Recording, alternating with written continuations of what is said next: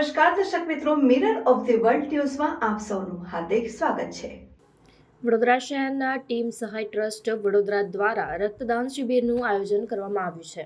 શહેરના હરણી રોડ વિજયનગર મહાકાળી માતા મંદિર પાસે ટીમ સહાય ટ્રસ્ટ વડોદરા દ્વારા અનેક સેવાકીય કાર્યો કરવામાં આવતા હોય છે। રક્તદાન, મેડિકલ કેમ્પ જેવા અનેક સેવાકીય કાર્યો કરવામાં આવતા હોય છે।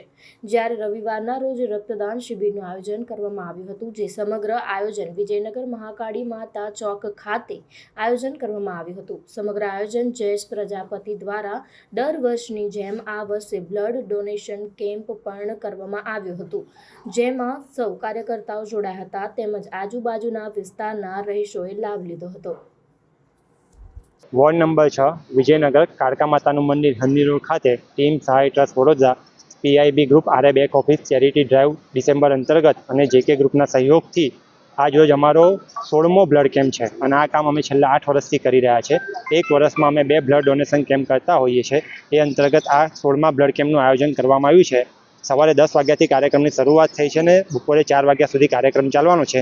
ખૂબ મોટી સંખ્યામાં ઉત્સાહ યુવાનો અને મહિલાઓ આ કેમ્પમાં જોડાયા છે અને વડોદરા શહેરના નગરજનોને અમે અપીલ કરીએ છીએ કે 4 વાગ્યા સુધી કાર્યક્રમ ચાલવાનો છે, તો આપ સૌ પણ આ કાર્યક્રમમાં સહભાગી બનો અને મોટી સંખ્યામાં બ્લડ ડોનેશન કરો। જયેશ મિસ્ત્રી।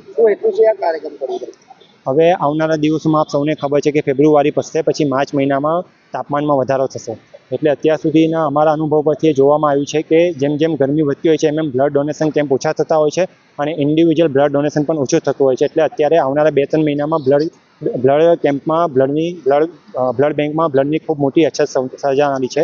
તો એ અછતને પૂર્તિ કરવા માટે અમારો દર ફેબ્રુઆરી મહિનામાં એક નાનકડો પ્રયાસ હોય છે કે ભાઈ આવનારા દિવસોમાં તાપમાનમાં ભલે વધારો થાય પણ આપણે આ સેવાના કામ થકી દર્દીઓને મદદરૂપ થઈ શકીએ।